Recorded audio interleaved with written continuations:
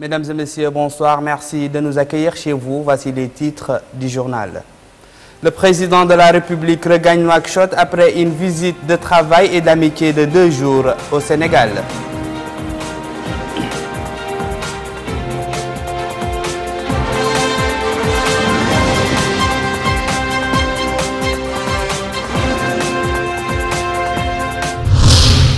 Les présidents mauritaniens et sénégalais appellent dans le communiqué final sanctionnant la visite du chef de l'État à Dakar au renforcement et à la consolidation des relations bilatérales.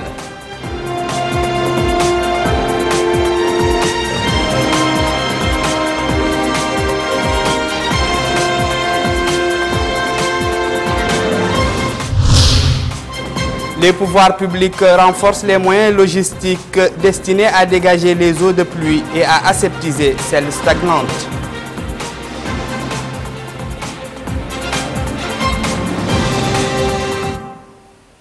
Bonsoir. Le président de la République, Mohamed Ould Abdel Aziz, a regagné Nouakchott en provenance de Dakar après une visite de travail et d'amitié au Sénégal sur invitation de son frère et ami, le président Macky Sall. Il a été accueilli à la passerelle de l'avion par le Premier ministre Dr Moulay Ould Mohamed Dagouab, des membres du gouvernement, du directeur adjoint de cabinet du président de la République, du Wali et du vice-président de la communauté urbaine de Nouakchott.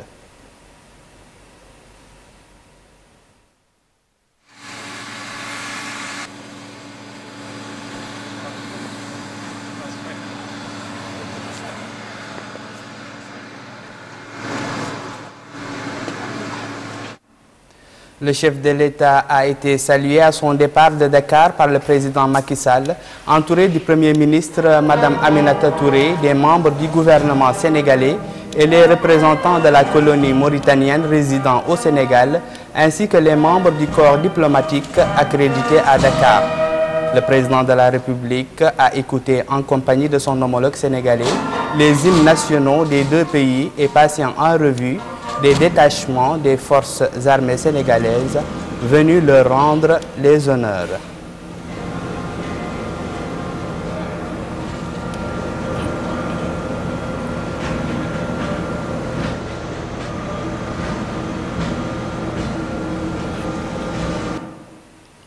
Nous vous le disons dans les titres, la visite du président de la République a été sanctionnée par un communiqué final dans lequel les 2 parties ont souligné la nécessité de dynamiser la coopération exemplaire entre les 2 pays frères. Dans ce communiqué, les 2 chefs d'État ont donné leurs instructions à leurs ministres respectifs en charge des transports afin que le pont de Rosso sur le fleuve Sénégal soit réalisé dans les meilleurs délais et que la libre circulation des biens et des personnes soit assurée. Les présidents Macky Sall et Mohamed Ould Abdel Aziz ont magnifié la coopération entre le Sénégal et la Mauritanie dans le secteur de l'énergie et se sont réjouis des négociations entre Sénélec du Sénégal et Somelec de Mauritanie, qui sont parvenus à un accord sur la fourniture d'énergie électrique à partir du gaz. Dans ce cadre, la Mauritanie va fournir et le Sénégal va enlever 80 MW à partir de mars 2015 au prix coûtant pour la première phase du projet.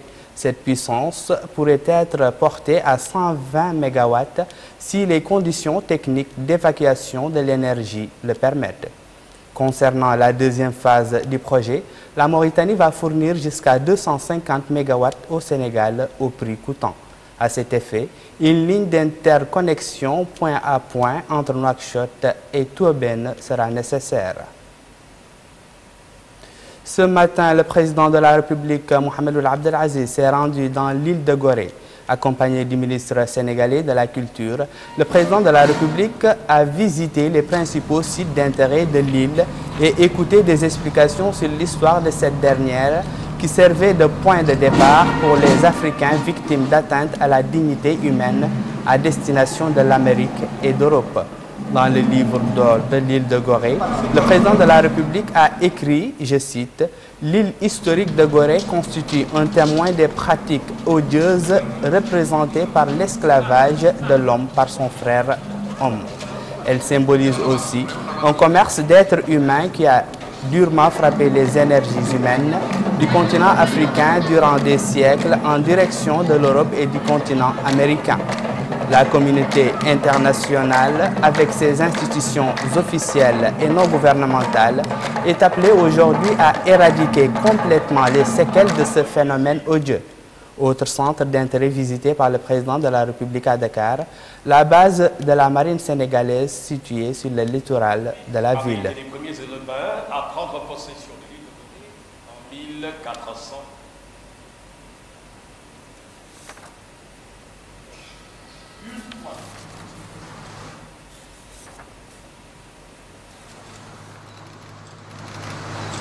Dîner aux esclaves, évidemment, nous avons fait.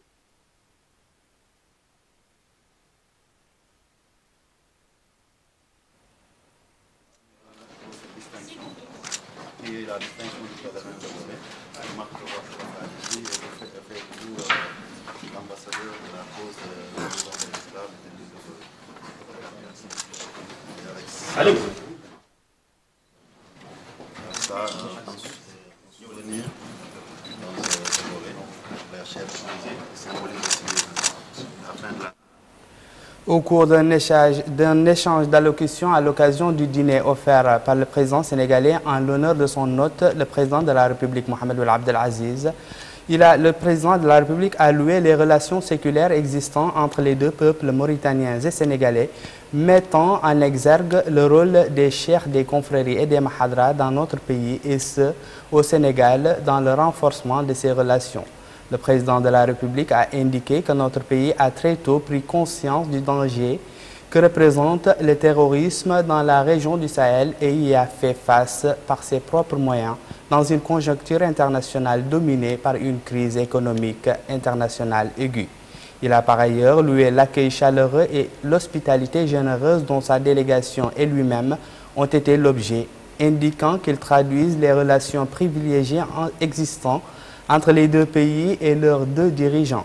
Le président Mohamed Ould Abdel Aziz a également réaffirmé la volonté des deux pays de renforcer et de développer davantage leur coopération dans les différents domaines. Le chef de l'État a ajouté que l'histoire, la géographie, les liens de sang, la communauté de destin et des intérêts, la résistance à l'adversité et les exigences de la mondialisation ont fait de deux peuples un exemple unique d'unité et d'entraide face aux différents défis. Vous aurez l'intégralité du discours du chef de l'État dans nos prochaines éditions. À son tour, le président sénégalais Macky Sall a souhaité la bienvenue au président de la République et a mis en valeur les points communs aux deux peuples et leurs attachements au renforcement de leurs relations sur les différents plans. Il a également mis en exergue l'important rôle que jouera le pont de Rosso dans le rapprochement des deux pays et le renforcement des échanges entre la famille mauritano-sénégalaise. Nous y reviendrons également dans nos prochaines éditions. La visite de travail et d'amitié du président de la République au Sénégal a été marquée par une série d'activités. Cheikh Zain Lessem nous fait la synthèse.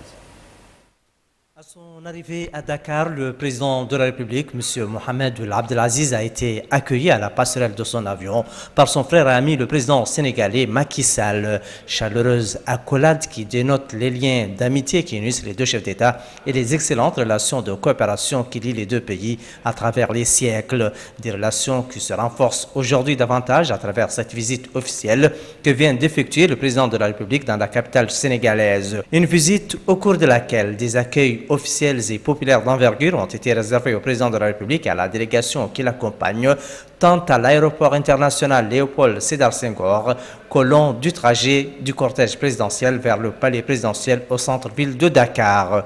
Un accueil à la hauteur de l'événement.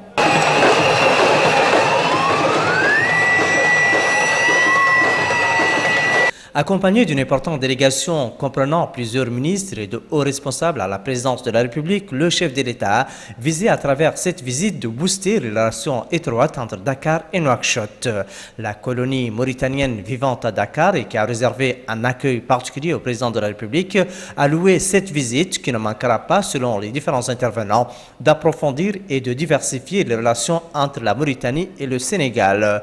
La visite du président de la République qui a duré 2 jours lui a permis de se rendre rendre dans l'île de Gorée, où il a visité les principaux centres d'intérêt de l'île et écouté des explications sur l'histoire de cette île qui servait de point de départ de la traite négrière vers l'Amérique et l'Europe. De la campagne d'assainissement engagée par les autorités publiques suite aux dernières pluies. Vous le savez, le comité ministériel chargé du suivi des dispositions prises pour faire face à cette situation avait donné des instructions pour renforcer les moyens logistiques. C'est désormais chose faite. 70 camions et un nombre considérable d'équipements et de citernes ont été mobilisés pour renforcer les moyens déjà sur le terrain. Ces camions et ces équipements ont été déployés dans toutes les muqata'a de Nouakchott. Parallèlement, des équipes mobiles, pulvérisation sont à pied d'œuvre pour traiter les eaux stagnantes. Comment se déroulent ces opérations et quels sont les moyens mis à contribution? C'est ce qu'une de nos équipes a cherché à savoir. Voici son reportage. La campagne d'assainissement des eaux stagnées dans les différentes muqata'a de Nouakchott s'articule cette année sur des axes principaux qui sont la pulvérisation des eaux stagnantes à travers des véhicules motorisés et des agents pulvérisateurs et la coloration des eaux des bonnes fontaines afin de prévenir les infections liées à la consommation des eaux usées en cette période hivernale. Cette campagne rentre dans le cadre de la grande campagne menée par les autorités publiques en ce temps pour venir à bout de ces dernières inondations. Cette campagne, le ministère de la Santé lui a dégagé tous les moyens nécessaires pour que ça soit une réussite. Nous demandons maintenant aux citoyens, du moment que l'État a dégagé tous ces moyens, c'est un conjuge suffisant, et sûrement ils vont venir à bout de l'opération, nous demandons à la population de Nouakchott, d'abord, nous informons la population, jusqu'à présent, on n'a pas de cas suspects de diarrhée, suspecte ou de maladies à potentiel épidémique. Jusqu'à présent, on est, alhamdoulilah, il n'y a pas de danger. Mais, pour plus de précautions, nous leur demandons de respecter les règles d'hygiène minimales, c'est-à-dire que pour les légumes, en cette période, il faut les utiliser selon les normes. Quand on va les utiliser, il faut les laver avec un peu de javel. Et surtout, ne pas oublier l'utilisation de savon avant le repas et à la sortie des toilettes. Autre aspect de cette campagne, non moins important, l'assèchement des flaques de eau stagnantes. Pour ce faire, les autorités publiques ont mobilisé des citernes et des équipes spécialisées dans ce travail. La campagne qui dure des semaines vise à détruire des foyers de regroupement et de reproduction des moustiques, vecteurs essentiels de propagation de plusieurs maladies. Les contre-coups des précipitations sont également ressentis au niveau de la voirie de Nouakchott, dont nombre d'axes ont été affectés par la flotte. Mohamed Lemil Bakar s'est promené sur les principaux axes. Après le calvaire engendré par les eaux de pluie, intervient celui des nids de poules qui pose de réels problèmes aux automobilistes et à la circulation en particulier. La voirie urbaine de Nouakchott, qui est pourtant assez récente, a trop souffert des eaux stagnantes. Des trous géants sont perceptibles au niveau de plusieurs carrefours. Ces nids de poules ont tout de même l'avantage d'être vus et donc peuvent être contournés ou traversés avec prudence par les automobilistes. Ce qui n'est pas le cas au niveau des avenues encore submergées, qui peuvent cacher de mauvaises surprises. Le chauffeur de sa 4x4 a dû abandonner dans cette flotte son véhicule. D'autres voulant forcer un passage ont cassé des pièces et ont du mal à trouver un mécanicien dans de telles circonstances.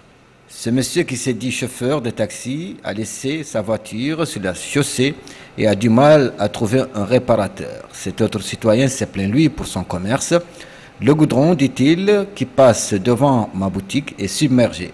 Les voitures m'éclaboussent à leur passage et mes clients ont du mal à accéder à ma boutique. Face à cette situation de la voirie, les regards se retournent vers l'ENER, l'établissement chargé de l'entretien routier, qui reconnaît que la stagnation des eaux affecte la chaussée, d'où la question de réaliser un assainissement périn. Ce cadre de l'ENR précise que la responsabilité de l'entretien des voiries est du ressort des communes. Reste que l'urgence maintenant réside dans la réparation des axes abîmés qui peuvent engendrer des accidents. Les comptes rendus, la présentation des journaux télévisés, entre autres sujets, ont constitué les thèmes du stage organisé à l'intention de certains journalistes de la presse nationale. Cette formation est initiée par le syndicat des journalistes mauritaniens en collaboration avec le centre El Jazeera pour les stages dans le domaine de l'information. La rencontre qui dure plusieurs jours et à laquelle prennent part 12 journalistes des secteurs publics et privés vise à renforcer les capacités des journalistes dans le domaine des comptes rendus et de la présentation des journaux télévisés.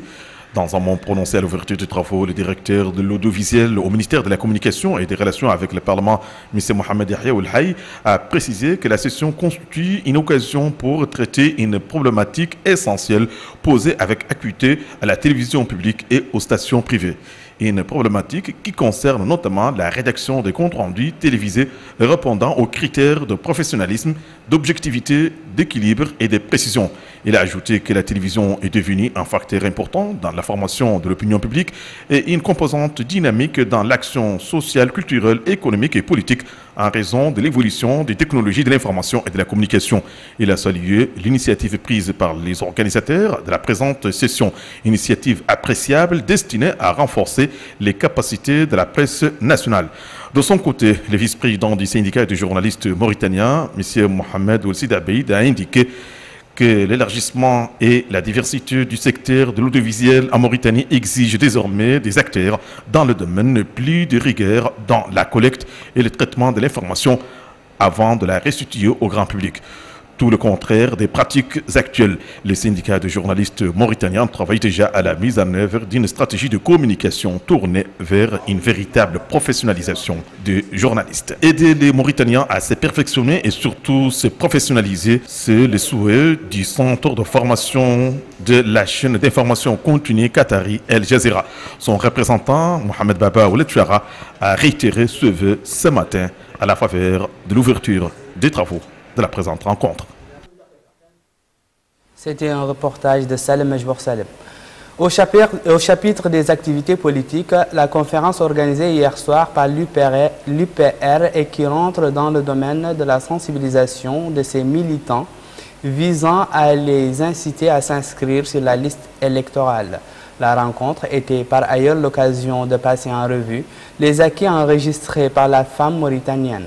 La présidente de l'initiative, Mme Lel Ment Abdeljalil, a abordé au cours de cette conférence les réalisations accomplies en faveur de la femme mauritanienne depuis l'accession du président de la République, Mohamed Ould Abdelaziz, citant à titre d'exemple la création d'une liste nationale particulière aux femmes durant les prochaines échéances, ainsi que l'attribution d'un quota significatif dans les échéances nationales, en plus de l'ouverture d'un 3e cycle à l'université au profit des femmes, afin de leur permettre de suivre les études supérieures.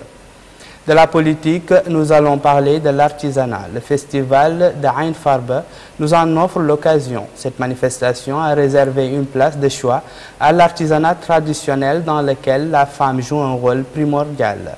Retour à Salem Majbour Salem.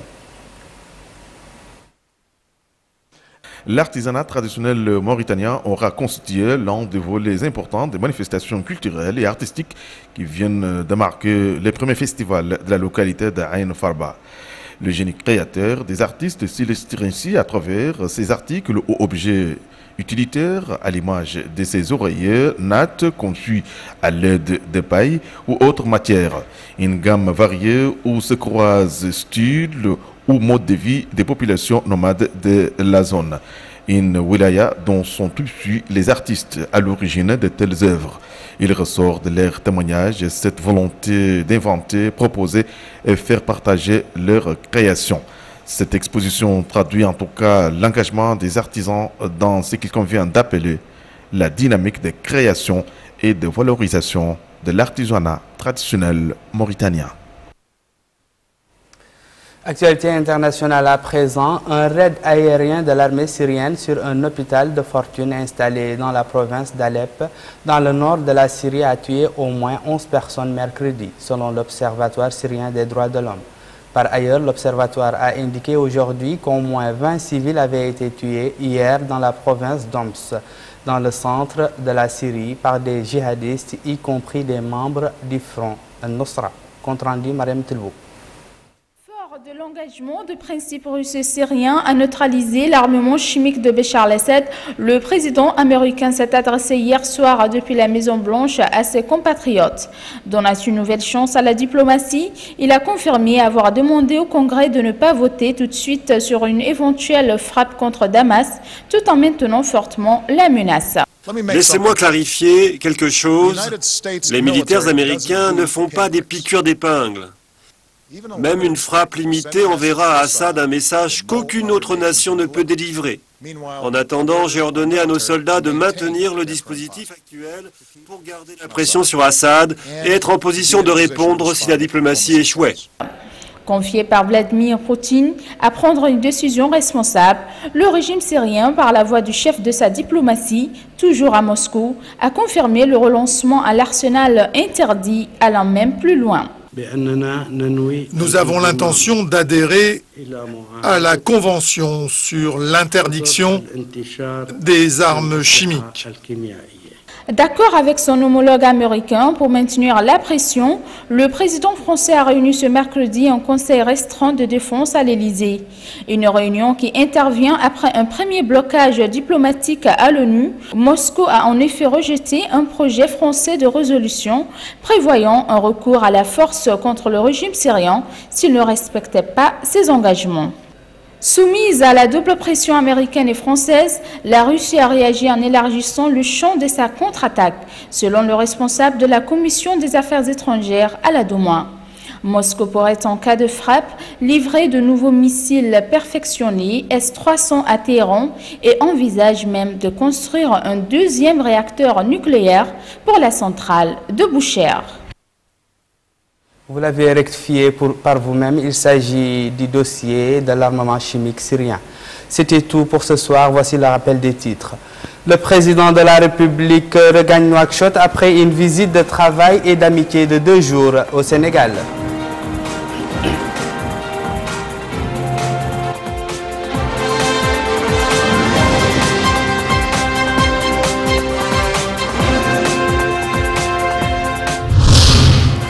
Les présidents mauritaniens et sénégalais appellent dans le communiqué final sanctionnant la visite du chef de l'État à Dakar au renforcement et à la consolidation des relations bilatérales.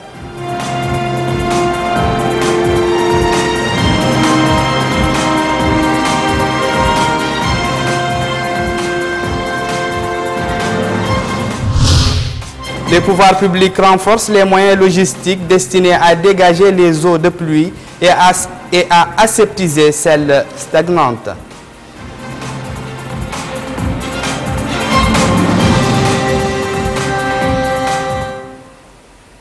Voilà, c'était tout pour cette édition. Merci de l'avoir suivi. Merci également pour votre fidélité. Prenez soin de vous. Chaque jour est une vie. Au revoir.